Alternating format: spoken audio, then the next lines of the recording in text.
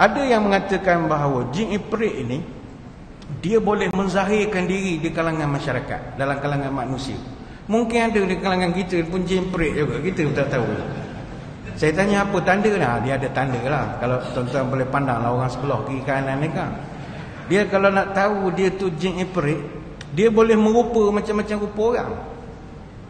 Antara tanda nak mudah, nengok mata dia. Kalau mata dia kuning, iprit. Saya takut orang tu kecil manis, memang kuning memang mata dia.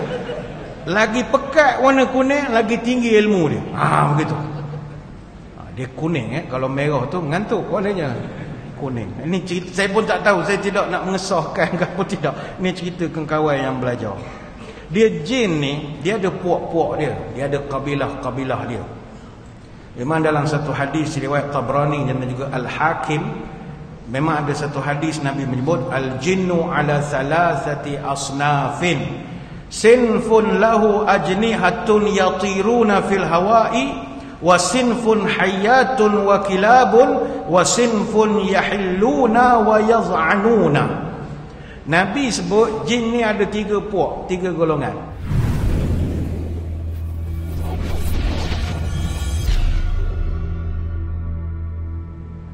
Assalamualaikum warahmatullahi wabarakatuh.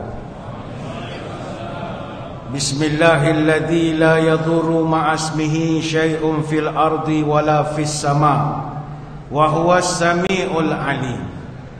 A'udzu bikalimatillahi tammati min syarri ma khalaq.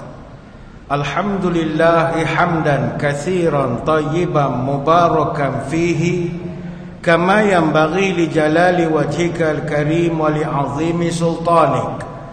Allahumma salli ala sayyidina Muhammadin abdika wa rasulika nabiyil ummi wa ala alihi wa sahbihi wa sallim. Allahumma inna nas'aluka fahman nabiyyin wa hifzal mursalin wa ilhamal malaikatil muqarrabin. Ya Allah, kami mohon padamu kefahaman para nabi, daya hafalan para rasul, ilhamnya para malaikat muqarrabin. Allahumma aghnina bil ilmi wa zayyinna bil hilmi wa akrimna bit taqwa wa jamilna bil afiyah. Ya Allah, kayakan kami dengan ilmu-Mu, hiasilah kami dengan kelembutan, muliakan kami dengan takwa, cantikkan kami dengan sihat wal afiyah. Allahumma barik lana fi Sya'ban wa balighna Ramadan. Terima kasih yang berusaha sahabat saya Al-Fadhil Ustaz Izzuddin bin Datuk Abdul Muttalib Al-Fakwi selaku Al-Fadhil Qadi daerah Jerantut merangkap pengurusi Masjid Tengku Ahmad Jerantut. Yang saya hormati para pegawai, ahli jawatan kuasa dan sukarelawan Masjid Tengku Ahmad Jerantut, datuk-datuk, datin, tuan-tuan guru, para alim ulama, para habaib, muslimin muslimat, hadirin hadirat, tuan-tuan puan-puan. Moga sekaliannya sejahtera dalam limpahan rahmah dan barakah. Saya dahului dengan penyataan tahmid kesyukuran atas pertemuan pada malam ini, dan seterusnya dapat kita saling bertatap muka untuk membincangkan satu tajuk seperti yang telah ditentukan oleh pihak masjid, iaitu Ibrah Isra' wal Mi'raj.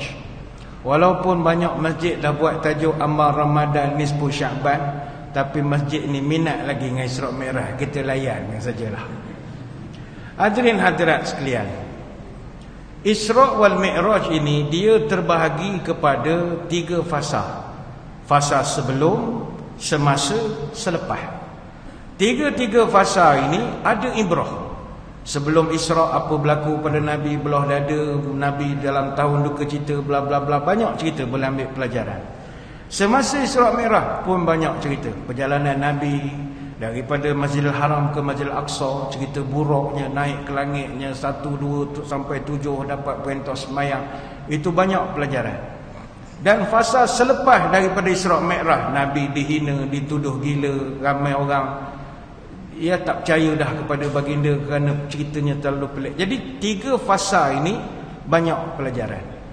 Untuk kita nak limitkan perbahasan malam ni, saya akan mengulas berkenaan satu cuplikan kecil peristiwa yang berlaku semasa Nabi Isra' Mi'raj. Apakah peristiwa tersebut? Pertama, kita kena memahami bahawa Isra' Mi'raj ni ada dia punya objektif dia. Apa objektif, tujuan Allah Ta'ala mewujudkan program Isra' Mi'raj ini? Pertama sekali, litasbit. Litasbit ni untuk nak memantapkan Nabi, nak mengukuhkan Nabi dalam profession kerasulan dan kenabian dia, supaya bila dia nak memegang jawatan ni lebih lanjut, dia telah bersedia dengan baik. Yang kedua, litakrim, untuk nak memuliakan Nabi kita sebagai makhluk pilihan Allah yang terbaik, lebih baik daripada malaikat-malaikat lagi. Ada tempat malaikat tak boleh masuk, Nabi boleh masuk. Dan Nabi lebih baik pada Nabi-Nabi yang lain, Al-Mustafa ataupun the chosen one. Objektif yang ketiga adalah untuk istidadil quwwah, untuk mempersiapkan jasmani, rohani, akli Nabi untuk menjalankan kerja-kerja dakwah. Maka salah satunya objektif adalah litasbit, untuk menguatkan jiwa Nabi. Maka dalam perjalanan itu berlaku satu peristiwa, iaitu Nabi SAW telah diganggu oleh makhluk halus yang disebut dalam riwayat sebagai jin. Kata Yahya bin Sa'id radhiyallahu anhu, usriya bi Rasulillah sallallahu alaihi wasallam, fara'a ifritan minal jinni yatlubuhu bi syu'latin min narin. Ketika Nabi diisrakan, Nabi melihat ada sekelompok jin keturunan Ifrit yang mengekori Nabi sambil membawa obor yang ada api, obor api. Kullama tafata Rasulullah sallallahu alaihi wasallam ra'ahu faqala lahu Jibril. Setiap kali Nabi semasa dalam penerbangan itu pandang ke belakang, Nabi nampak. Umpama kita bawa kereta, nengok side mirror, nampak di belakang bawa api. Jadi Nabi berasa pelik. Faqala Jibril, maka Jibril pun explain pada Nabi, afala u'allimuka kalimatin taquluhunna idza qultahunna tafi'at syu'latuhu wa kharra lafihi. Ya Rasul, maukah kamu aku ajar beberapa kalimat, beberapa doa yang kalau engkau baca, maka api itu dan jin itu akan jatuh tersungkur, dan api itu masuk wa kharra lafihi, lifihi, masuk ke mulut dia pula api itu. Faqala Rasulullah sallallahu alaihi wasallam, bala, of course, saya nak tahu apa bacaannya. Sebab dalam setengah riwayat menyebut Nabi dah baca Quran dah. Sepanjang perjalanan tu Nabi berzikir, membaca Quran. Tapi jin Ifrit ni semacam je boleh ikut lagi. Lepas tu jin ni dia lain ngantu tuan-tuan. Pontianak bolehlah tuan-tuan baca ayat kursi, lari tempiaran. Tapi kalau jin, kita baca Quran, kadang dia membetulkan pula tajwid kita. Salah tu, idgham. Dia kata jangan main. Yang dulu berlaku di sekolah agama, kena histeria ramai-ramai. Baca Quran, dia betul pula Quran kita. Jadi kata Jibril, gini, kawan ajar awak satu bacaan. Baca ni, jatuh dia. Lepas tu api tu sumbat pula mulut. Kata Nabi, ajarlah. Faqala Jibril, faqul, ya Muhammad, ya Rasul, bacalah. A'udzu biwajhillahil karim wa bi kalimatillahi tammatil lati la yujawizuhunna barrun wala fajirun. Aku berlindung dengan Allah yang maha mulia, dengan kalimatnya yang sempurna, yang tidak dilampaui seorang yang baik maupun seorang yang berdosa. Min syarri ma yanzilu minas sama'i wa syarri ma ya'ruju fiha. Dari apa kejahatan yang turun dari langit ataupun kejahatan yang naik ke arah langit. Wa syarri ma zara'a fil ardi wa syarri ma yakhruju minha. Dan dari apa juga kejahatan yang tertanam di dalam bumi, atau apa juga kejahatan yang keluar dari bumi. Wa min fitanil laili wan nahari wa min tawarikil laili wan nahari illa tariqan yatruku bi khairi ya rahman. Kecuali, dan juga aku jauh daripada sebarang fitnah yang berlaku waktu malam, fitnah yang berlaku waktu siang, dan dari bencana yang berlaku waktu malam, bencana yang berlaku waktu siang, kecuali bencana yang mendatangkan kebaikan, wahai zat yang maha pengasih. Ini hadis riwayat dalam Muwatta Imam Malik, At-Tabrani dan juga An-Nasa'i.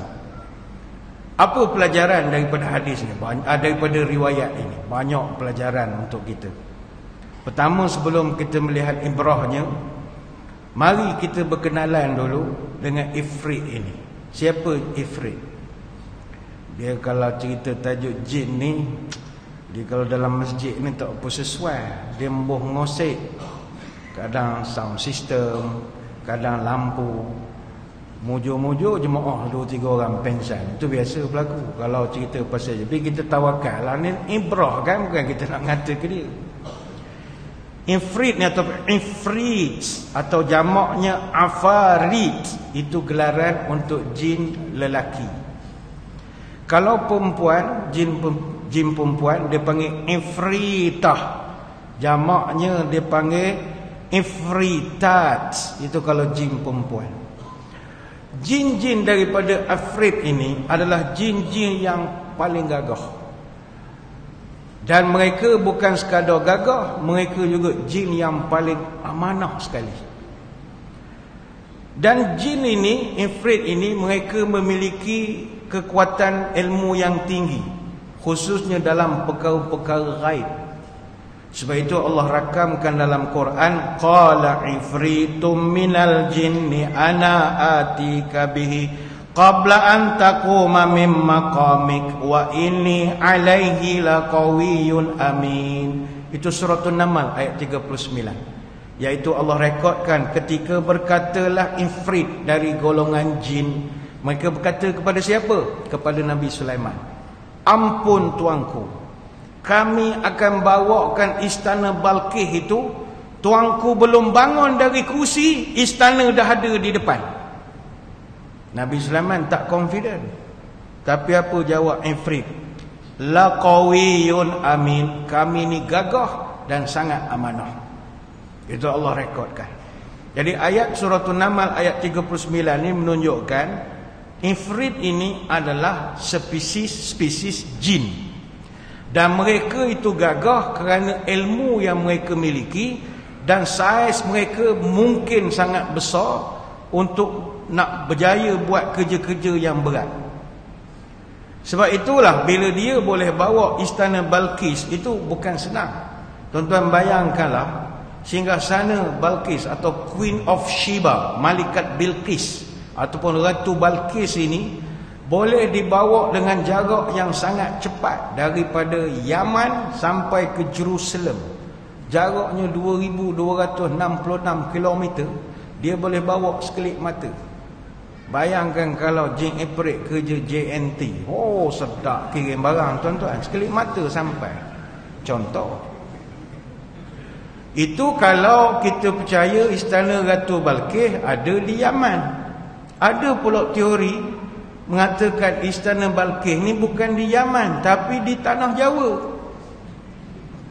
Kalau di tanah Jawa, tanah Jawa pergi ke Jerusalem itu 12,335 km, begitu jauh. Walaupun malam ni kita dengar, sudahlah istana Balqis di tanah Jawa. Ini bukan kajian tepi jalan. Ini kajian yang dibuat oleh Kiai Haji Fahmi Bashar, dekan di Universitas Islam Negeri Syarif Hidayatullah di Jakarta. Dia buat kajian 35 tahun. Hipotesis dia, kita orang akademik, kalau orang buat research, kita kena hormat. Teori tetap teori, kita kena hormat sebab dia ikut disiplin.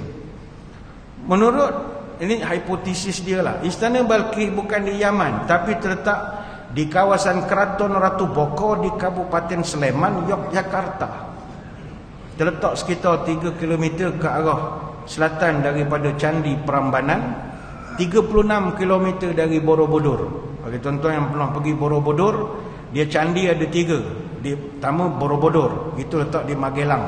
Satu lagi Prambanan, satu lagi Ratu Boko. Ratu Boko tu Ratu Balqis, Kecamatan Sleman, Nabi Sleman. Allahu a'lam. Kalau ya tak ya bukan masalah bagi kita, agak beras macam tu juga. Tapi bayangkan kalau ianya daripada tanah Jawa, begitu laju Ifrit boleh bawa. Saya pernah berjumpa dengan beberapa kawan para asatizah ni yang reti benda-benda jin ni. Saya tak reti sangat. Dia kalau macam kami Ustaz Zudin bersama ni masa mengaji di Mesir, ada je kawan pergi belajar ilmu-ilmu menangkap jin ni, kamu tak sanggup. Sebab dia kalau nak jadi ngubat orang jin-jin ni, dia kena konsentrate itu je, dia tak boleh buat kerja lain. Kalau awak penceramah, awak kerja nangkap jin, awak letih. Awak tuan gadi, awak nangkap jin, awak letih. Apa sebab letih? Contoh kita ceramah, mengajar pukul 9, 9.30, penat dah. Balik ke rumah beratur dah orang, nak buang saka, buang jin. Bila nak rehat? Kena pula tuan gadi, siang kerja, malam pergi ke masjid. Balik orang beratur, bila nak mesuaratnya? Jadi dia kena pilih. Jadi kami tak memilih untuk belajar bab-bab jin ni. Tapi kawan ramai yang belajar. Ada yang mengatakan bahawa jin ifrit ini, dia boleh menzahirkan diri di kalangan masyarakat, dalam kalangan manusia. Mungkin ada di kalangan kita pun jin ifrit juga, kita pun tak tahu. Saya tanya apa tanda lah? Dia ada tanda lah. Kalau tuan-tuan boleh pandang lah orang sebelah kiri kanan ni kan. Dia kalau nak tahu dia tu jin ifrit, dia boleh merupa macam-macam rupa orang. Antara tanda nak mudah, nengok mata dia. Kalau mata dia kuning, ifrit. Saya takut orang tu kecil manis, memang kuning memang mata dia. Lagi pekat warna kuning, lagi tinggi ilmu dia. Begitu. Dia kuning kalau merah tu mengantuk warnanya. Kuning. Ini cerita, saya pun tak tahu, saya tidak nak mengesahkan ke apa tidak. Ini cerita kawan yang belajar. Dia jin ni, dia ada puak-puak dia. Dia ada kabilah-kabilah dia. Memang dalam satu hadis riwayat Tabrani dan juga Al-Hakim, memang ada satu hadis Nabi menyebut al-jinnu ala thalathati asnafin sinfun lahu ajnihatun yatiruna fil hawa'i wa sinfun hayyatun wa kilabun wa sinfun yahilluna wa yaz'anuna. Nabi sebut jin ni ada 3 puak, 3 golongan. Satu golongan dia ada kepok, dia terbang di udara, ke hulu ke hilir, jin terbang. Ini Air Force kita panggil ya, jin Air Force. Satu jin pula berbentuk ular dan juga berbentuk anjing. Dan yang ketiga kata Nabi, wasinfun yahilluna wa yaz'anuna. Ada jin yang ada penempatan, dia duduk dengan manusia. Dan ada yang yaz'anuna, yang nomad, berpindah randah, tapi dia duduk di bumi. Sebab itu orang Melayu dia kenal dengan satu istilah bunian. Bunian tu jin lah. Dalam kitab At-Tamhid kata Ibnu Abdul Bar, bunian tu kelompok jin yang dinamakan dengan nama Amir. Dan mereka ni suka, adalah jin kategori suka buat penempatan. Dia ada masyarakat. Dan mereka suka duduk berdekatan dengan penempatan manusia. Macam jin lain ni dia introvert sikit, tak suka campur-campur orang. Jin bunian ni dia suka, mana ada kampung dia buat kampung sebelah, mana ada taman LKMP dia buat taman LKMP dia juga. Tapi versi bunian lah. Ada di penempatan dia sendiri. Macam kita ni saya ingat ada bunian dalam ni. Tuan-tuan sendiri mungkin keturunan bunian, tuan-tuan kena cek balik lah. Saya tanya ke ustaz-ustaz hak reti benda ni, macam mana nak tahu orang tu keturunan bunian? Lawa ke? Tak, itu cerita Piramli. Dia kata bunian ni salah satu perangai, dia mungkin ada pada tuan-tuan. Satu perangai bunian, kalau dia beli barang, dia tak pernah minta tawar. Mana kalau tuan-tuan ada perangai itu, buka harga bayar, buka harga bayar. Bunian barangkali. Cek balik dengan toki kita. Ada tak moyang kita dulu kahwin dengan orang lautan mana tak keluar-keluar? Saya takut saya ni bunian, pula tak reti minta diskaun. Jadi hak isteri kita suka minta tawar tu memang bukan bunian lah, memang orang betul lah. Beli petai pun minta kurang, nyaya orang asli je. Cik panjat sendiri jalan cik dia pun tak kaya lah. Dan di alam jin ni ada jin yang boleh bertubuh naga, ada bertubuh garuda, singa, rimau, gajah, ada naga bersayap, ada macam ikan duyung, ada macam gorila dan macam-macam lagi. Ni saya tidak ulas lah banyak sangat cerita jin ni. Balik kepada peristiwa Nabi. Jadi Nabi jumpa jin namanya Ifrit. Dan kajian tentang ifrit ni memang ada disebutkan dalam hadis-hadis. Dalam Sunan Sittah kita dapati, dalam Sahih Bukhari, Sahih Muslim ada bawa cerita tentang ifrit. Dalam Sahih Bukhari bawa cerita hadis ifrit, hadis nombor 461, 3423, 4808. Dalam Sahih Muslim dia bawa cerita ifrit hadis nombor 1237. Artinya kewujudan makhluk ini no doubt about it. Tidak ada keraguan. Dia bukan rekaan majalah Mastika apa tak. Dia memang wujud. Dan semua hadis tu maknanya hampir sama. Cuma berbeza matan, berbeza dari segi sanad saja. Sebagai contoh dalam Sahih Bukhari hadis nombor 3423 menceritakan bagaimana Nabi pernah, ada satu hadis sebut inna ifritan minal jinni tafallatal barihata liyaqta'a alayya salati fa'amkananillahu minhu. Nabi cerita sesungguhnya ada seekor jin ifrit terlepas. Aku tengah semayang, dia ganggu aku punya semayang. Tapi fa'amkananillahu minhu, aku berjaya mengalahkan dia. Fa'akhastuhu fa'aradtu an arbatuhu ala sariyatin min sawaril masjidi hatta tanzuru ilahi kullukum. Aku tangkap jin ifrit itu, aku ikat dia pada tiang Masjid Nabawi daripada banyak-banyak tiang ini, dan kamu semua dapat menengoknya. Fazakartu da'wata akhi Sulaiman rabbi habli mulkan la yanbaghi li ahdi min ba'di faradattuhu khasi'a. Tapi aku baru nak bagi hukuman ke jin ni tadi, tiba-tiba aku teringat saudaraku Nabi Sulaiman. Dia pernah berdoa kepada Allah, ya Allah, kurniakanlah kepada aku kekuasaan yang takkan ada orang dapat perolehi selepas daripada aku. Faradattuhu khasi'a, aku kesian, aku lepaskan jin itu. Ifritun mutamarridun min insin aw janin mislu zibniyatin jama'atu hazzabaniyah. Maka kata Imam Bukhari, ifrit ini adalah jin yang degil di kalangan jin-jin. Ini hadis Sahih Bukhari hadis 3423. Begitu juga dalam kitab Muwatta Imam Malik, hadis Isra yang kita bacakan tadi menunjukkan bahawa Nabi sekali lagi berjaya melawan ifrit dalam keadaan diberi petunjuk oleh Jibril alaihissalam. Jadi memang ada jin ifrit ini, dan disebut oleh Imam Bukhari dia sebagai jin yang degil. Memang ada jin degil tu, ada jin dengar kata, ada jin tak kerti bahasa, ada. Tuan-tuan ni kan nak buat eksperimen balik rumah, sebelum masuk dalam rumah pandang dulu halaman rumah. Tuan-tuan bercakap sepatah, ni rumah aku, jangan masuk, sudah pergi balik. Memang belum, rupa diikut. Jin ni dia ikut. Nak puan-puan comel-comel memang dia ikut lah. Ingat orang je suka ke orang comel-comel, jin lagi lah sukanya. Tuan-tuan dia tak ikut, tak ada pasal mengikut orang lelaki, dia ikut orang puan. Puan-puan bercakap sekali, jangan ikut di rumah aku, dia keluar. Tapi itu jin hak kerti bahasa. Jin tak kerti bahasa, memang Nabi sebut ada jin tak kerti bahasa. Dalam hadis riwayat Tirmizi, An-Nasa'i, Ibn Majah dan Al-Hakim, ikut versi jalur riwayat Al-A'mash daripada Abu Saleh, daripada Abu Hurairah, idza kana awwalu lailatin min Ramadan suffidatis syayatinu maradatul jinni.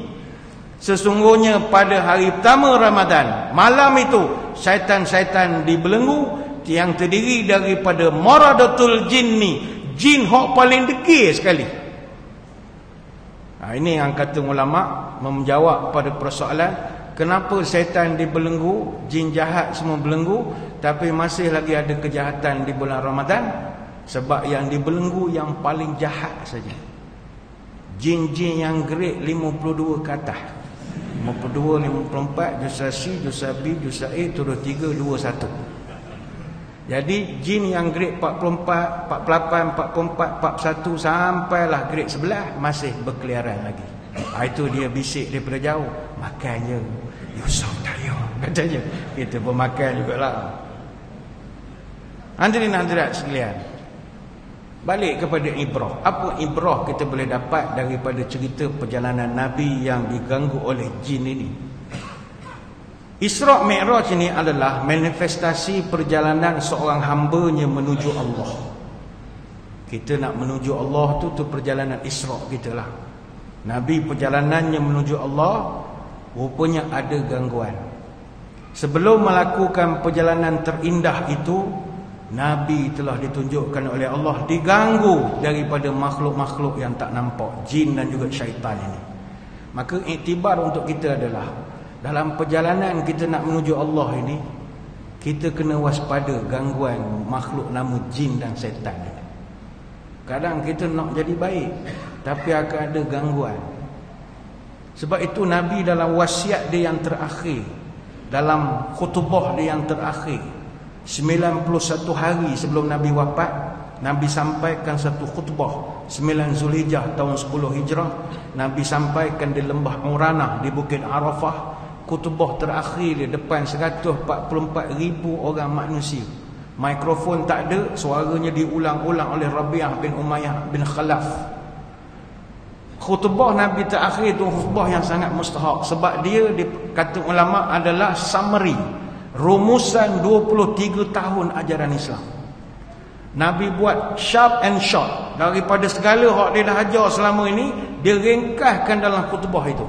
Sebab itu kalau nak tahu apa summary annual yang terakhir, report terakhir Nabi, khutbah dia yang terakhir.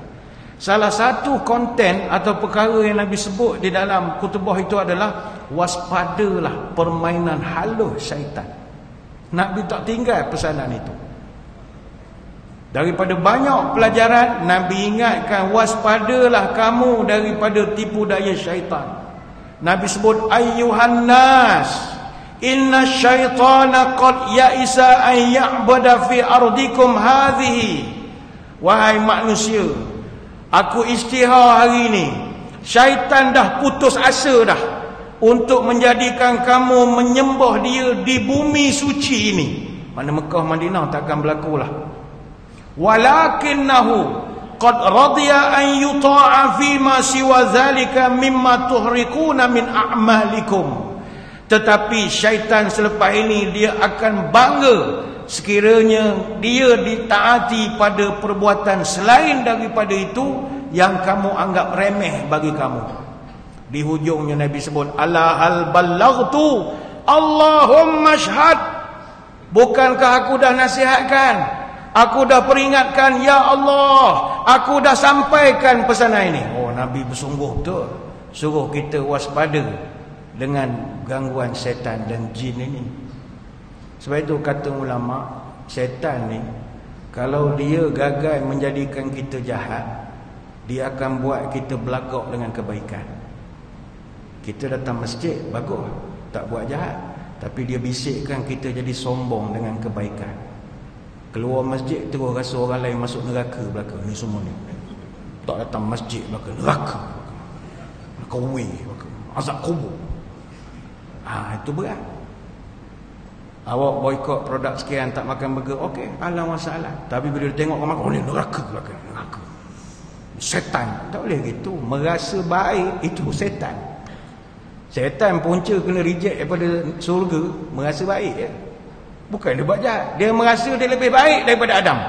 Dan itu memang dia aim untuk anak-anak Adam.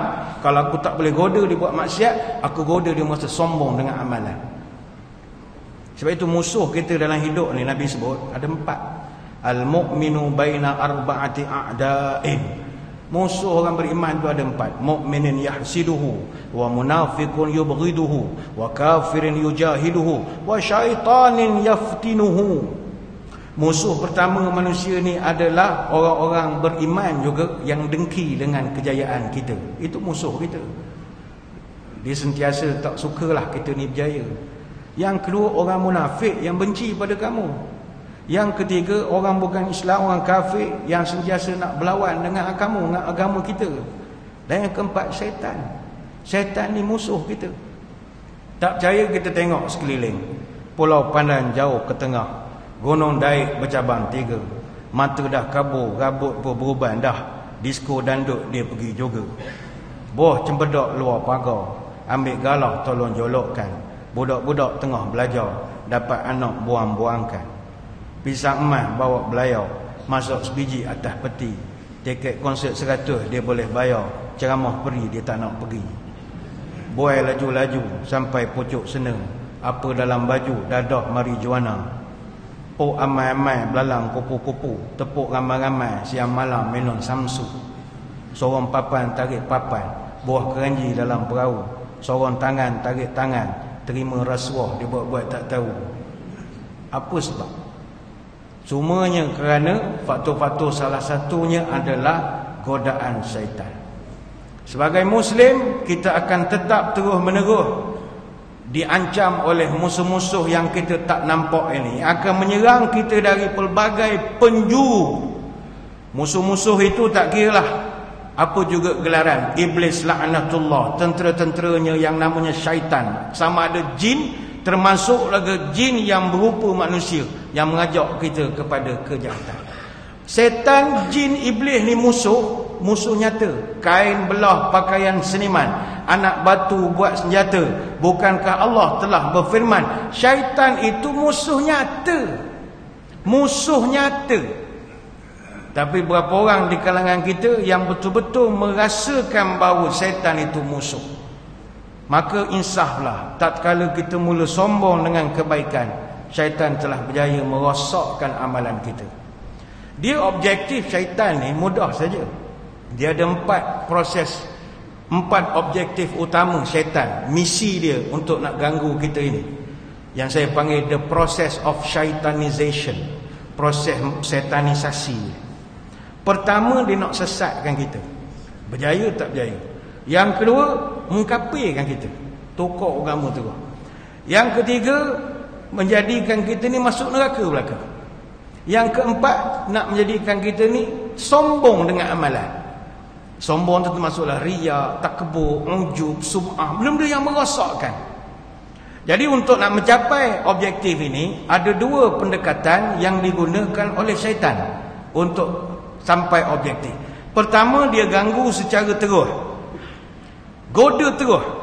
Yang kedua, ganggu secara tipu daya. Kalau ganggu secara terus ini biasanya digunakan terhadap orang-orang yang lemah penghayatan agamanya, orang yang mengabaikan agamanya. Maknanya dia goda tu direct sajalah, mengajak kemungkaran. Dia kata minum jarak setakat setin tu tak jadi berdosa lah, taubat esok settle lah. Dia direct saja goda, tak ada kiah-kiah, tak ada pantun-pantun. Awak berzina je, tak ada hal. Orang lain buat, takkanlah kita, Tuhan kira sikit, pahala banyak lagi kan. Ada goda kita, berjudi dan sebagainya. Allah terangkan kaedah ini dalam Quran.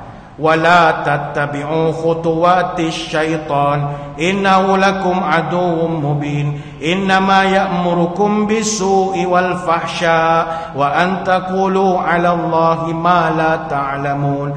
Jangan kamu ikut jejak langkah setan, kerana sesungguhnya setan itu musuh kamu yang nyata.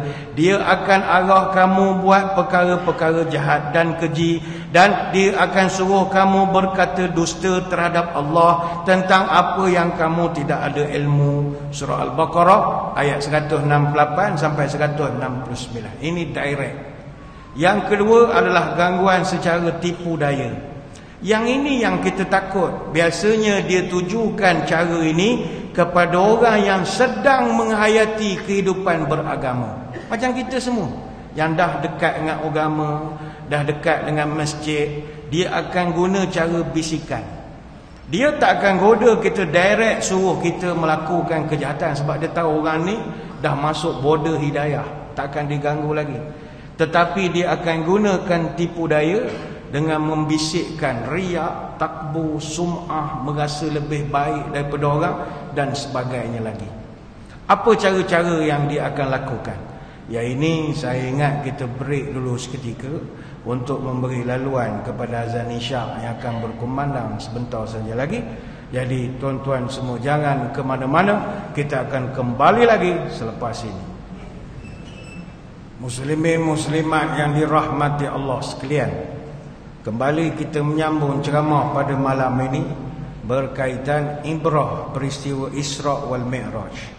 Sebelum kita melanjutkan perbahasan, kami mohon izin daripada jemaah untuk kita anjurkan sedikitlah pelaksanaan sembahyang Isyak berjemaah untuk memberi peluang kepada saya menghabiskan huraian pada malam ini. InsyaAllah sempat drama pukul 10 kan dan tengok, jangan risau mana tak ada rekod lah. Boleh pula.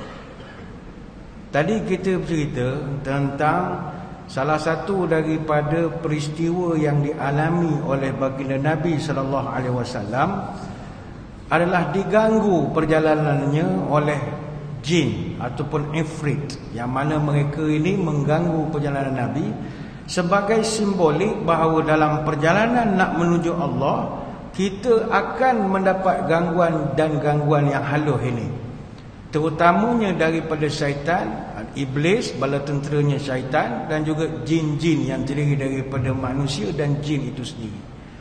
Jadi cara makhluk-makhluk ini mengganggu kita, pertama sekali dia akan goda kita secara direct. Yang kedua, dia akan ganggu kita secara bisikan, tipu daya. Dalam Quran direkodkan ada beberapa bentuk cara tipu daya yang dilakukan. Ini sebagai suatu amaran pada kita lah, kena hati-hati. Pertama, Allah Ta'ala sebut dalam surah Al-Baqarah ayat 268. Asy-syaitanu ya'idukumul faqra wa ya'murukum bil fahsya. Syaitan akan menakut-nakutkan kamu dengan kemiskinan dan menyuruh kamu berbuat kejahatan, yakni bersifat kedekut. Surah Al-Baqarah ayat 268. Artinya kita tadi nak buat baik. Orang tolak tabung masjid, kita dah niat daripada rumah, memang bawa dah duit RM5 nak sedekah, niat. Kita ada pula tabung golek malam ni kita. Kita dah niat nak sedekah. Tiba-tiba masa tabung tu nak sampai dekat kita, syaitan bisik. Dia kata, awak dah lah bawa RM5. Kalau sedekah, awak tak dapat minum air. Ni kan, depan ni kan boleh kena teh tarik ke air kopi benda ke. Tak payahlah, lain kali boleh sedekah. Jadi kita cancel sedekah. Terus bila tabung tu lalu, kita buat tidur. Buat tak nampak, buat bodoh, begitu saja. Dah lah kedekut, nipu pula lagi, dua lagi dapat dosa. Sebab asalnya nak buat, tapi dia bisik. Dah kalau bagi benda tinggalnya, dia bisik begitu. Kadang kita nak menolong adik kita sedang belajar nak belikan motor ke apa ke, dia datang bisikkan. Awak beli kedai esok, dia pergi ke rumah awak pedok air raya. Dia bisik. Dia macam-macam angan-angan dia beri supaya menyebabkan kita, ya tak ya juga. Ini contoh. Ataupun kita nak menambah anak, nak nambah zuriat. Anak kita nak ikut sunnah lah, ada 7 anak, nak dapatkan 7 anak. Tapi syaitan bisik, awak beranak ramai, susu dalam mahal, beras mahal, macam-macam mahal, beranak ramai buat apa? Oh ya tak ya, cancel, mau ngeteh je lah. Dia duduk kedai, tak jadi dia. Dia bisikkan angan-angan yang menyebabkan kita cancel beramal. Yang kedua, kata Allah Ta'ala dalam suratul Hijr ayat 39, Qala rabbi bima aghwaytani la azyannana lahum fil ardi wa la ughwiyannahum ajma'in. Kata iblis, wahai Tuhan, kerana Engkau telah menjadikan aku sesat, maka aku akan la uzayyinanna lahum, aku akan memperindahkan segala yang mungkar kepada Adam dan anak cucunya, dan aku akan sesatkan mereka kesemuanya. Ini surah Al-Hijr ayat 39. Artinya dia akan memperindahkan benda yang maksiat. Contohlah rasuah. Rasuah tu maksiat, dosa. Nabi sebut, aku laknat orang yang beri rasuah, terima rasuah. Tak ada keraguan, rasuah tu dosa. Tapi syaitan dia akan memperindahkan rasuah itu. Dia bisik, dia kata, ni bukan rasuah, rasa tak apa, upah penat, ambil je lah. Mana kita dah nolong luluh ke orang tu, dia nak bagi kita berkongsi rasa hasil daripada projek yang dia dapat. Ni syaitan punya bisikan. Salah adalah salah, tak, dia memperindah. Ada penguasa tanya pada saya, Ustaz, saya kalau tahan kereta ke apa, saya tak minta rasuah, saya terus minta duit terus, boleh tak Ustaz? Mana tahan main RM5? Saya tak minta rasuah, buat RM5 menaik. Salah tak? Salah lah. Mu ada gaji kan? Mu ada gaji, mu ada boleh claim, ada overtime dan macam-macam lagi. Itu salah. Sebab itu sekarang penjawat awam dia dah buat undang-undang. Penjawat awam, kalau kita dah, polisi tak menerima sebarang bentuk pemberian hadiah, tepek besar-besar depan cermin. Kami polisi tidak menerima sebarang hadiah.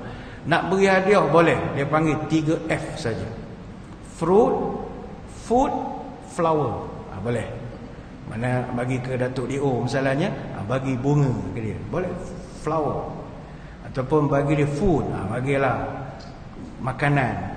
Masuk patin ke masuk kampung, bagi satu siang tu hantar. Boleh. Food tak dikira, SPRN tak tangkap.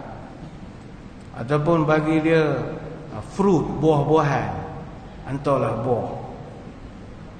Dia tak boleh F yang keempat, fulus. Fulus tak boleh. Fulus tak boleh. 3F lah, jangan fulus saja. Apa sebab tak nak ada normalisasi. Atau apa lagi, riba. Riba ni, siapa yang bermuamalat dengan riba, transaksi riba, itu dia istihar perang dengan Allah. Itu kan ada hadisnya. Siapa yang melaksanakan riba, mengamalkan riba, yang menulis surat riba, yang buat dokumen riba, semua golongan itu akan dilaknat dan mereka itu dianggap berperang dengan Allah. Sampai ada satu hadis menyebut orang yang riba itu dosanya sama berzina dengan mak sendiri. Itu kan semua hadis jelas. Tetapi ini setan, dia bisik. Kalau awak tak buat, tak ada benda dapat. Satu dunia buat, tutup mata sebelah, sudah. Nanti tobat lagi ke Mekah. Dia bermain dengan benda-benda begitu. Ini hati-hati.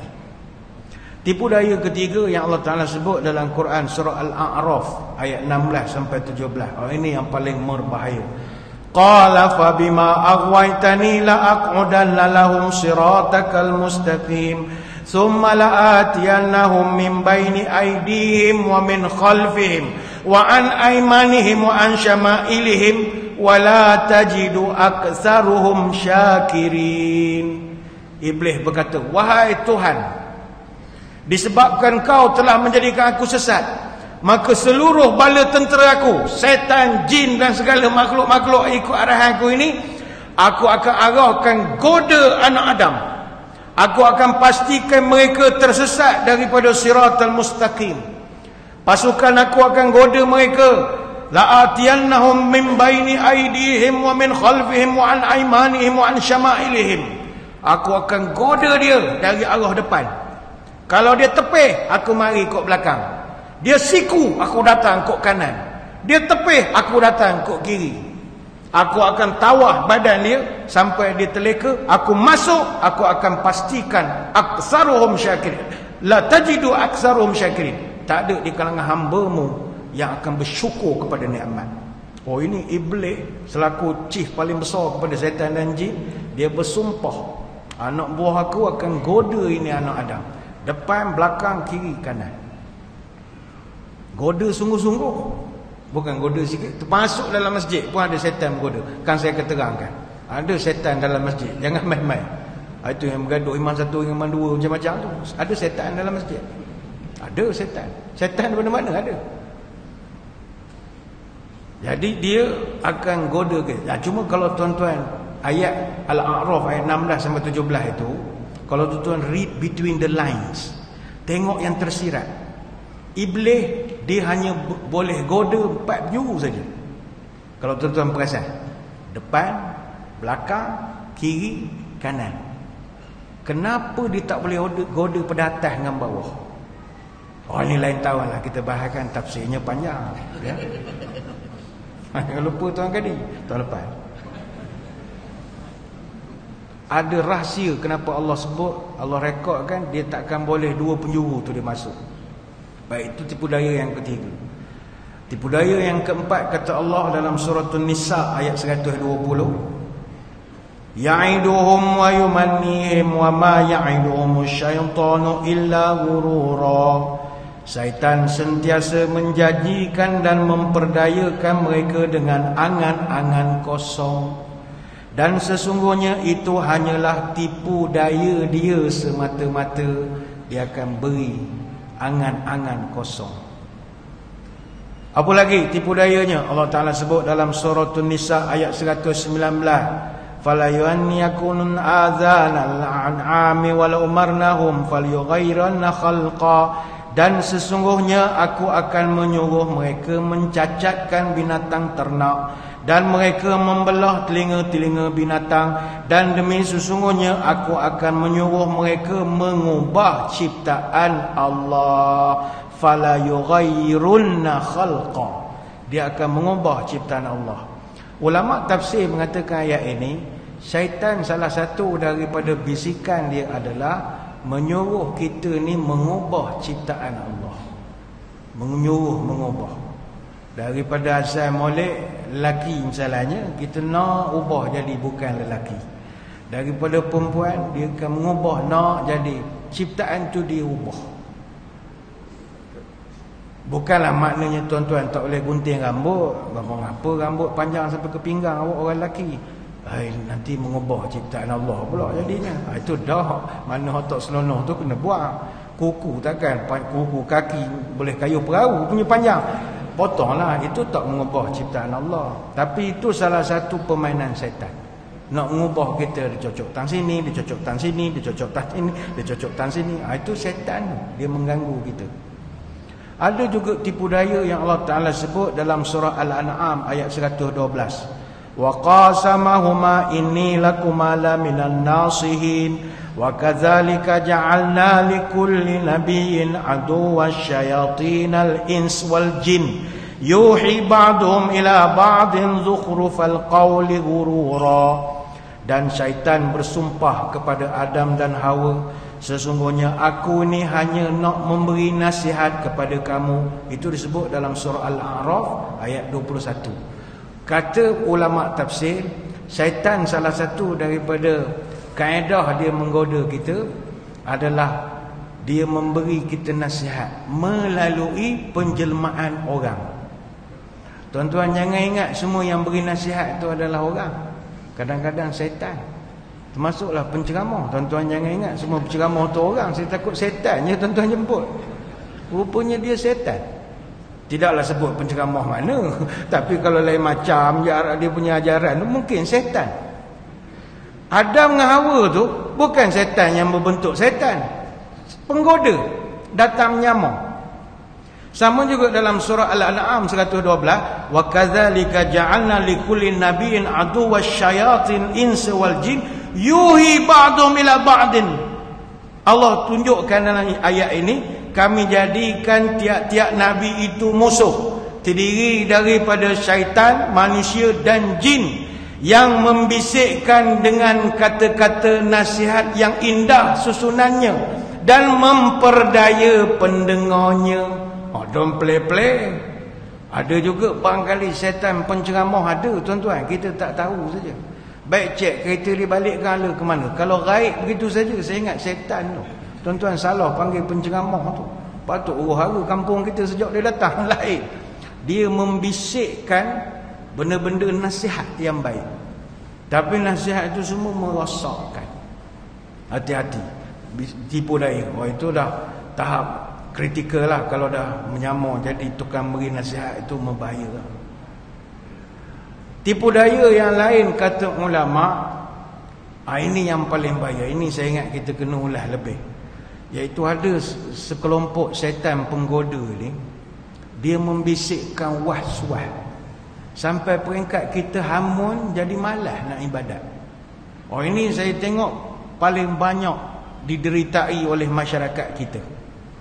Ada tak tuan-tuan jumpa orang mandi wajib sampai sejam?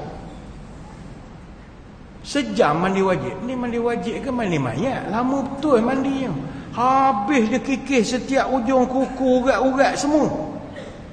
Bila tanya ngapa mandi lama sangat? Kan mandi wajib ni meratakan air di badan je.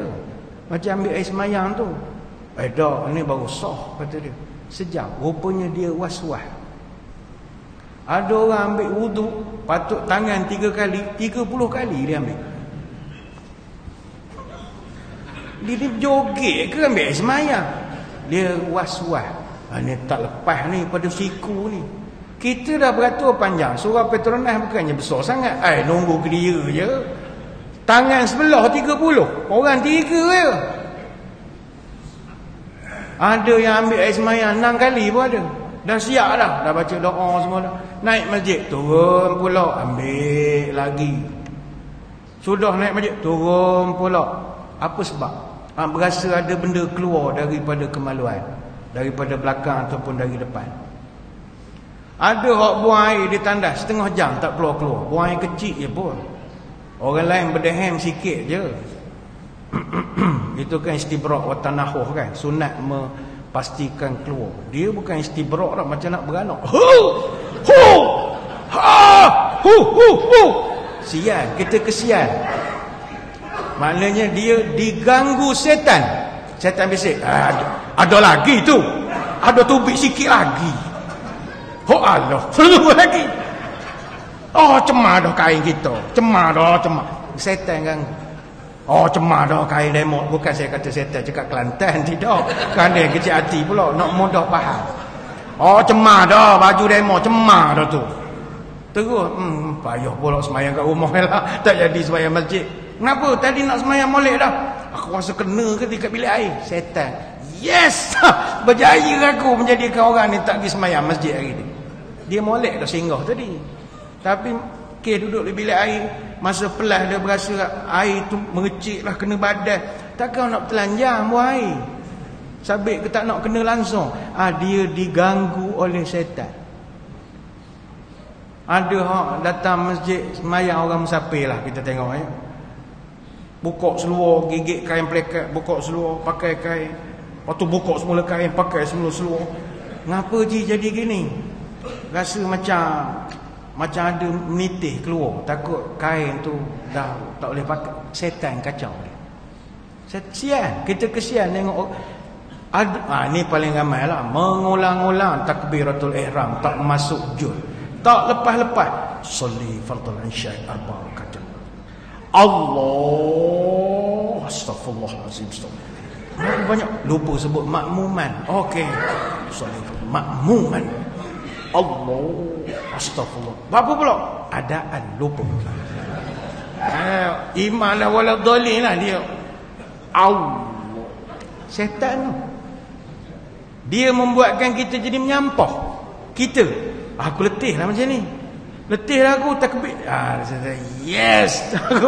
Berjaya aku mengganggu pagi ni. Ada yang mengulang-ulang baca Fatihah sebab merasa tajwid tak betul.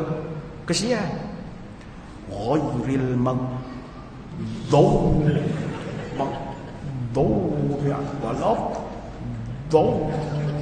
Sial. Tarawih ni 20 rakaat ni. Takkan Alah 8 rakaat je lah malam ni. Tak daya dah aku. Awak menyusahkan diri. Tak boleh ustaz. Baca kena betul-betul sangkat mampu. Awak orang kampung cara kampung je lah. Tak ada masalah. Jangan menyanyi je. Baca Fatihah sekadar kemampuan. Nak bunyi Arab betul tak dapat. Kita lidah cerantut kan. Setakat mampu. Dah kalau kita tak sah lah orang Cina, Turki, orang tak boleh sebut huruf Ka tu. Allahu Akbar. Tu je mampu. Allah Akbar, Allah Akbar, Allah Akbar, Allah Akbar, Allah Akbar. Bunyi Allah Akbar, gitu ya. Setakat mampu je lah. Tajwid ni kan mencantikkan bacaan. Tapi sebab dia diganggu, tak betul. Walau dolin tu awak kena ambil lidah belah. Lidah tu tolak ke pipi awak belah kiri. Gigi berlubang. Sakit. Tolak kanan sembuh air liu. Sudah. Setan kacau. Setan kacau. Ada yang ni kalau kes pejabat agama lah, menjerit-jerit. Ada kadang orang dia mengatakan dia dah jatuh talak ke isteri dia lah, dia dah tercakap lah. Nyanyi ke Tuan Kadi lah, hantar mesej orang-orang buta. Tuan Kadi tolonglah, saya rasa saya dah cerai talak 3 dah ni. Ngapa pula saya tadi gini-gini. Dia mengganggu kita. Apa tujuan Iblis, syaitan, jin and the team, dia guna pendekatan ini supaya kita bosan, supaya kita malas nak meneruskan ibadah, dan seterusnya kita tinggalkan ibadah itu. Berjayalah dia. Sebab itu Nabi pesan, inna dina yusrun wa la yushadda dina ahadun illa ghalabahu. Agama ni aku dah ajar mudah dah, ada panduan dah. Maka kalau orang tu memberat-beratkan dalam agama, dia akan kalah, kata Nabi. Hadis Bukhari dan juga An-Nasai. Sebab itu tuan-tuan puan-puan, permasalahan was-was ini disebutkan di dalam Al-Quran. Terdapat beberapa nas Al-Quran dan hadis yang menyentuh tentang permasalahan manusia ni was-was tak berhabis-habis.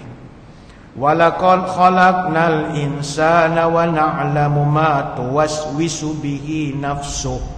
Dan sesungguhnya kami yang menciptakan manusia, dan kami tahu apakah hatinya selalu was-was. Kalau dalam surah yang paling hafal adik kita, allazi yuwaswisu fi sudurin nas minal jinnati wan nas, yang melemparkan bisikan was-was di dalam hati manusia, dan yang melemparkan itu adalah jinnati, jin, wanas, dan ada juga manusia yang melemparkan was-was dalam hati kita. Surah An-Nas ayat 5 sampai 6. Kata Ibn Abbas, asyaitanu jaimun ala qalbi ibni Adam, fa idza zakara Allah khanasa wa idza ghafala waswasa. Nabi sebut syaitan itu dia duduk bercangkung dalam hati kita, nongkrong kata orang Jawa. Apabila manusia ingat Allah, syaitan tu undur diri. Bila dia lalai, dia bisikkan was-was, kata Nabi.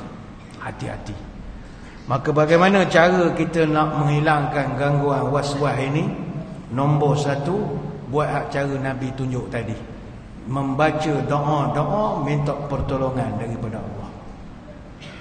Nabi pun baca ayat nak bagi lari ke jin itu, apatah lagi kita yang bukan Nabi ni, lagilah kena baca doa minta kepada Allah. Lepas tu kata Abu Hurairah, Nabi pernah sebut pada dia, ada satu kisah, ya'ti syaitanu ahadakum fayaqulu man khalaqa kaza wa kaza hatta yaqula lahu man khalaqa rabbuka fa idza balagha zalika falyasta'iz billah wal yantahi. Syaitan dia akan datang dekat orang yang nak belajar agama, orang yang nak dengar ceramah, nak dengar mengajar kitab apa semua. Dia akan bisikkan kepada kita, dia akan timbulkan persoalan. Siap man khalaqa kaza wa kaza. Dia suruh kita jadi nak bertanya, siapakah yang menciptakan itu? Siapakah yang menciptakan ini? Jadi banyak nak bertanya. Hatta yaqulu lahu man khalaqa rabbuka. Sampai syaitan tu ngacau kita, sehingga timbul daripada perasaan kita nak tanya kepada tuan guru tu, siapa yang mencipta Tuhan? Sampai peringkat itu dia nak persoalkan. Kadang-kadang ada orang belajar tajuk akidah, soalan dia tu patut tak perlu tanya, tapi dia diwaswaskan oleh syaitan. Pernah dulu ada orang dalam masjid tanya kepada tok guru mengajar kitab akidah, bolehkah Allah mengangkat seketul batu yang dia sendiri tak boleh angkat? Apa tujuan soalan ini? Itu diganggu itu. Maka kata Nabi, fa iza balagha zalika, kalau engkau tengok orang yang belajar tu dah sampai soalan ni jadi pelik begitu, falyasta'iz billah, engkau kena minta berlindung kepada Allah supaya dia berhenti daripada terfikir soalan-soalan yang tak sepatutnya. Hadis riwayat Imam Muslim. Sebab tuan-tuan, was-was ni penyakit, dan kita kena mohon pada Allah sembuhkan penyakit itu. Ada seorang sahabat nama Uthman bin Abu Al-As radhiyallahu anhu. Dia mengadu kepada Nabi. Dia kata, ya Rasul, saya ni masalah ya Rasul. Bila semayang je saya terganggu. Nabi tanya, terganggu macam mana? Saya tak khusyuk ya Rasul. Ada hari saya lupa rakaat ke berapa. Ada hari saya mikir, aku ni semayang sunat ke semayang fardu. Sampai begitu. Terganggu ya Rasulullah. Bacaan saya pun jadi keliru kadang-kadang. Nabi kata zalika syaitan, kamu tu diganggu oleh syaitan, yuqalu lahu khanzabun, itu syaitan namanya khanzab, memang kerjanya mengacau orang semayang. Fa iza ahsastahu fata'awwaz billah minhu, kalau kamu rasa diganggu ketika semayang sampai lupa rakaat berapa, sampai tak ingat aku ni semayang isyak ke semayang tahiyat masjid, jadi lupa. Kadang kita diganggu tu mungkin kerana faktor masjid lawa sangat pun payah juga, lupa rakaat kalau masjid lawa sangat. Ada masjid saya pernah pergi, lampu chandelier dia, lampu chandelier ni lampu hok gantung tengah-tengah tu lah, harga 2 juta, mahal betul. Saya tanya ke pengurusi, 2 juta ni ngapa? Ni orang sumbang, dia kata ada satu Tan Sri sumbang. Saya tanya kenapa mahal sangat? Oh ini batu dia buat, batu tu dari batu Zozowski nak nyebut tak pandai, mahal sangat, Zozowski. Saya tanya, yelah orang lain pun Zozowski pun ada juga, tapi ni apa sama? Oh ini dia lampu boleh rotate, dia boleh musing, dan setiap kali pusingan dia tukar warna. Dia pusing satu rotation warna kuning, dia pusing lagi warna merah, lilak lawa dia kata. Okey, alhamdulillah lah. Tapi ada jemaah cerita pula, lampu ni menyebabkan kami lupa rakaat ustaz. Kalau semayang sunat seorang jadi lupa. Aku ada semayang 4 rakaat pun ada, dah naik, oi kuning lawanya, dah lupa dah rakaat berapa. Itu bukan syaitan, tu cendelier namanya, gangguan cendelier. Baik tu masjid yang lampu lilak banyak sangat, orang komput ni kedai tom yam ke singgah rupa masjid, ada yang keliru. Ini bukan cerita masjid sini, masjid tempat lain. Ya, kadang kita masuk kampung kan, lapar, bawa kereta ke sebelah malam, tanda kedai tom yam lampu lilak lah. Oh tu ada depan tu nampak dah tu, gigit lah masjid apa je, ingatkan kedai tom yam. Baguslah orang singgah kan. Jadi kata Nabi, itu setan, namanya khanzab. Jadi kata Nabi, kalau kamu rasa kamu sedang digoda, fata'awwaz billah minhu, kamu minta perlindungan daripada Allah. Osman ditanya lagi, kalau diganggu lagi ya Rasul, saya nak buat apa? Watfil ala yasarika salasa, kalau dia mengacar lagi, kau ludah 3 kali belah kiri. Mana serius? Serius, ni hadis Muslim. Mana tuan-tuan sembahyang, dia mengacar, auzubillahi minasyaitanir, mengacar lagi. Tuan-tuan ludah 3 kali. Jangan ludah hak tu itu dah, itu nak buat test COVID dah. Ini yang ludah simbolik je lah, gitu je lah. Ludah hak tu penuh kapek, letih kapek dalam baru cuci, simbolik, sebagai nak menunjukkan kita benci kepada dia. Dan kata Osman bin Abu Al-As, aku lakukan apa yang Nabi ajar, hilang gangguan. Artinya gangguan makhluk Allah ketika semayang real, bukan benda main-main. Syaitan musuh nyata kan. Betul, yang pertama kena minta dengan Allah, auzubillahi minasyaitanirrajim. Yang kedua, mesti sentiasa mendampingi para ulama, mendampingi orang-orang saleh untuk kita nak mengambil barakah dan berkat daripada doa orang-orang itu. Boleh, insya-Allah boleh menjauhkan kita daripada terikut-ikut dengan setan. Kalau kita ikut ulama misalnya, insya-Allah kita tak akan melakukan kesalahan. Innal waswata la tusallitu illa ala man istahkama alaihi al-jahil wal khabalu wa sara la tumayyiz lahu. Kata Ahmad Al-Haytami rahimahullah, waswah ni hanya akan ganggu kepada orang jahil, bodoh dan tidak memahami. Bila kita tak ada ilmu, dia ganggu kita. Tapi bila kita ada ilmu, berkawan dengan orang berilmu, insya-Allah payah nak diganggu. Itu yang kedua. Yang ketiga, zikir tak boleh tinggal. Syaitan, jin, makhluk halus ini dia paling kalah dengan zikir. Innal ladzina taqaw idza massahum ta'ifum minasyaitan tadzakkaru fa idza hum mubsirun. Surah Al-A'raf ayat 201. Orang yang bertakwa, mereka diganggu was-was daripada syaitan, mereka terus ingat kepada Allah. Jadi kita kena sentiasa zikir. Ingat zikir, ingat pada Allah tu zikirlah. Termasuk kata ulama, bila tuan-tuan masuk masjid, tuan-tuan tahu tak masjid ni selain daripada ada rahmat dan sebagainya, gangguan pun banyak. Gangguan pun banyak. Sebab itu Abdullah bin Amr bin Al-As radhiyallahu anhuma dia cerita, aku tengok kalau Nabi masuk masjid, doa dia panjang. A'udzubillahil azim wa biwajhil karim wa sultanihil qadim minasyaitanir rajim. Aku berlindung kepada Tuhan yang Maha Agung, dengan wajahnya yang mulia, dengan kerajaan yang ada semenjak azali, daripada sebarang gangguan syaitan yang terkutuk. Ini hadis Abu Daud. Dalam satu riwayat disebutkan bahawa orang yang baca doa yang Nabi bacakan itu, maka syaitan terus akan berkata, hufiza minni sa'irul yaum. Orang ini terselamat daripada aku sepanjang hari. Syaitan tak lepas nak ganggu. Baca doa masuk masjid. Sebab kita tahu dalam masjid pun ada godaan khanzab yang akan membisikkan was-was rakaat, bacaan dan sebagainya lagi. Takbir dan macam-macam lah dia mengganggu. Begitu juga kata ulama, kita berzikir ketika masuk rumah ataupun ketika kita keluar daripada rumah. Idza dakhala ar-rajulu baitahu fa dzakara ismallahi ta'ala hina yadkhulu wa hina yat'amu qala asyaitanu la mabita lakum wala 'asha'a huna.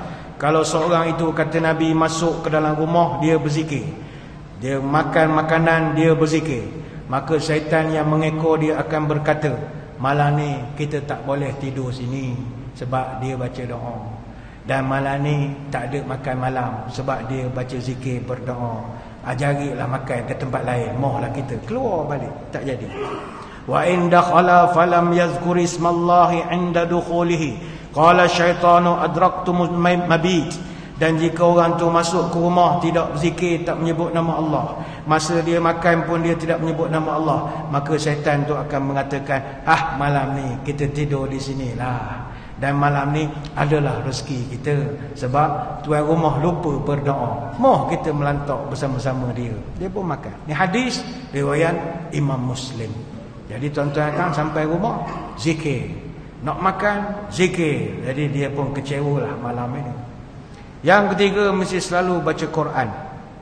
La taj'alu buyutakum maqabir inna syaitana yanfiru minal baiti alladhi tuqra'u fihi suratul Baqarah. Jangan jadikan rumah kamu macam kubur. Syaitan akan lari lintang pukang kalau kamu selalu membaca surah Al-Baqarah. Hadis riwayat Imam Muslim.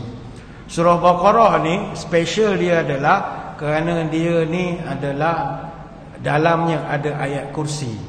Kemudian ada 10 ayat terakhir yang merupakan perbendaharaan surga. Jadi banyakkanlah membaca surah Al-Baqarah. Surah Al-Baqarah ini syaitan-syaitan takut. Kecuali jin tu Al-Hafiz lah. Kalau jin tu Al-Hafiz, dia betulkan tajwid tuan-tuan. Tapi kalau jin Samsing, lari dia, takut dia dengan bacaan-bacaan, khususnya dalam surah Al-Baqarah. Saya nak kongsi dengan tuan-tuan, ada satu amalan orang-orang alim dululah. Amalan ni saya ingat dah tak diamalkan lagi oleh orang-orang kita sebab kita sibuk dengan telefon dan macam-macam. Ada satu amal dipanggil munjiat. Munjiat ni ayat 7 ataupun ayat munjiat yang jadi amalan orang-orang hebat dulu, terutama di Jerantuk, di Pahang ini. Mereka akan baca 7 ayat yang diambil dari beberapa surah dalam Quran. Ayat ini memang diamalkan oleh para alim ulama sejak dulu lagi. Dia dikumpulkan dalam kitab Majmu' Asy-Syarif.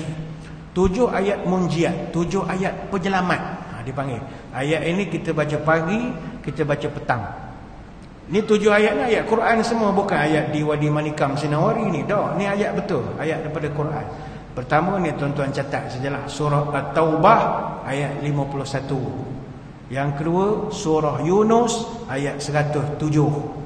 Yang ketiga, surah Hud ayat yang ke-6. Yang keempat, surah Hud juga ayat ke-56. Yang kelima, surah Al-Ankabut ayat 50. Dan yang keenam, surah Fatir ayat yang kedua. Dan yang ketiga, surah Az-Zumar ayat 38. Amalkan, jadikan bacaan kita sehari-hari. InsyaAllah selamat kita daripada gangguan benda-benda halus ini.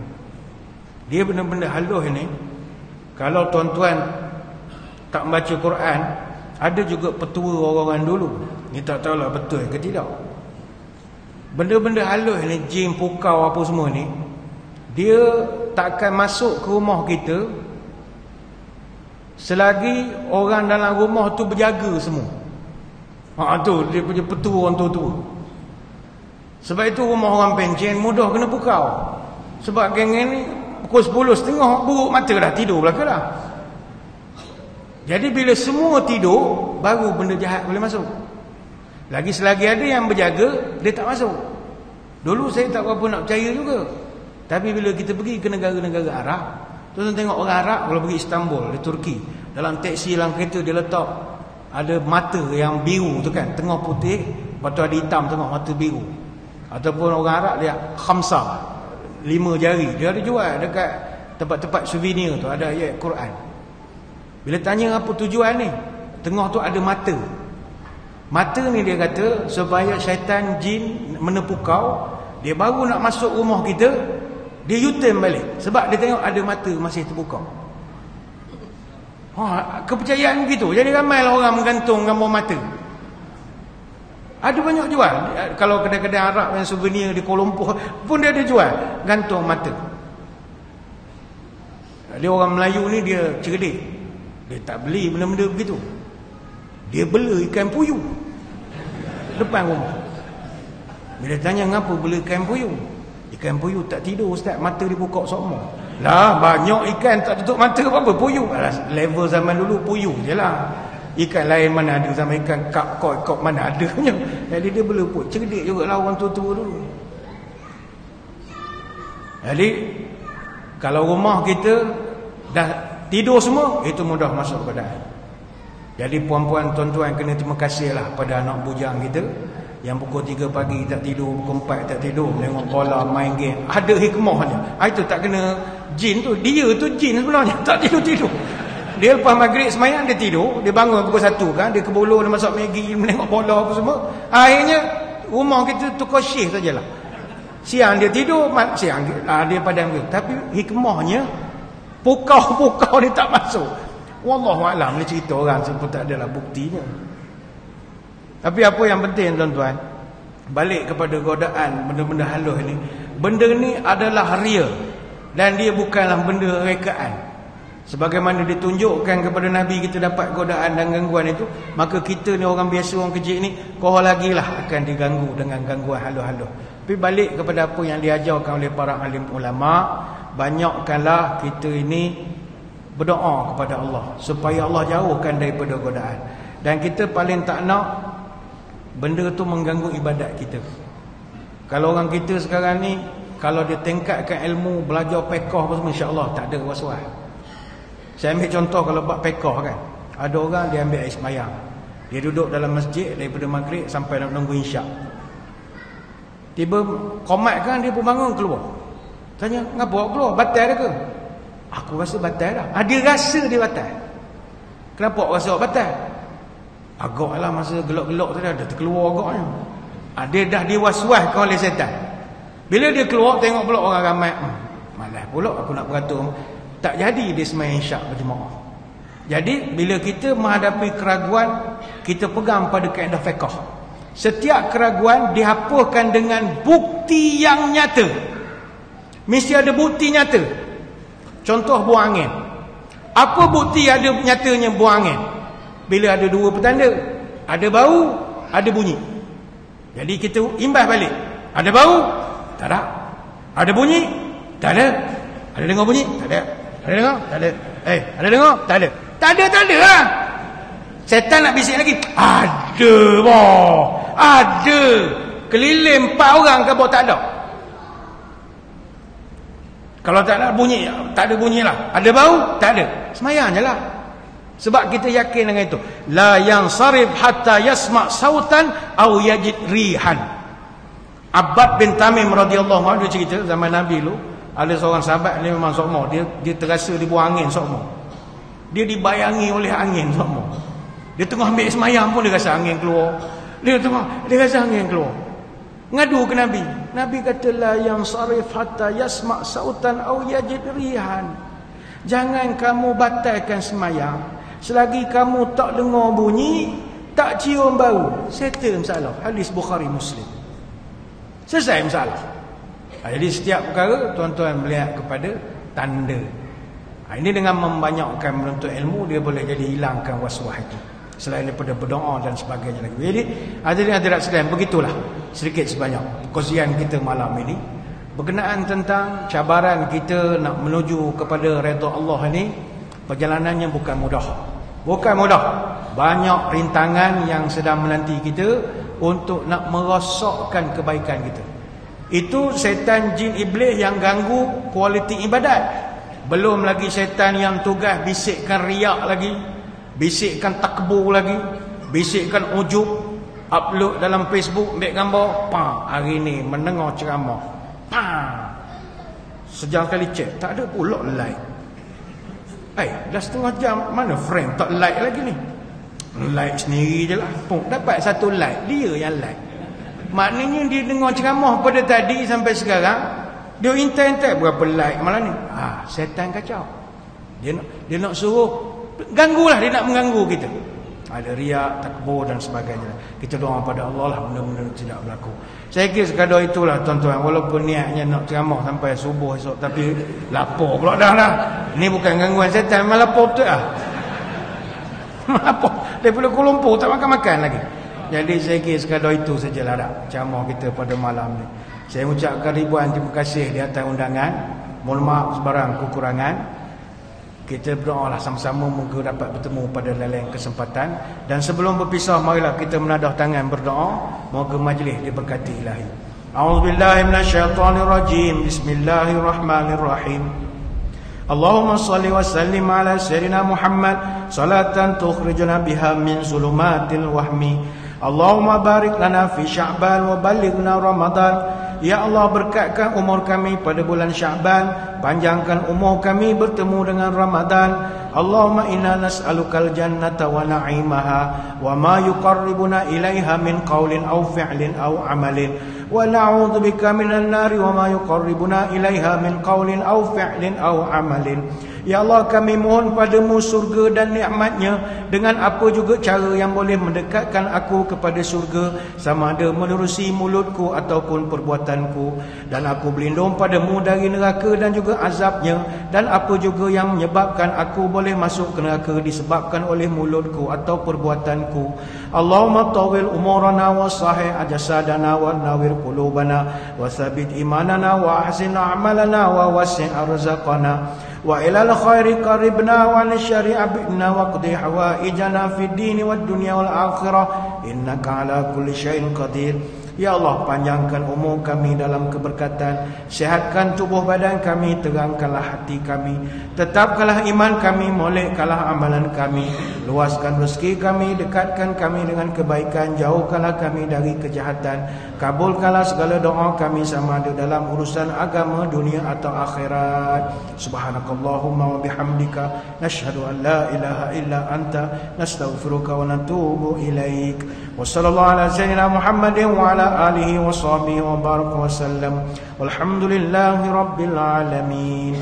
Sekadar itu, wabillahi taufiq wal hidayah. Assalamualaikum warahmatullahi wabarakatuh. Wallahu a'lam.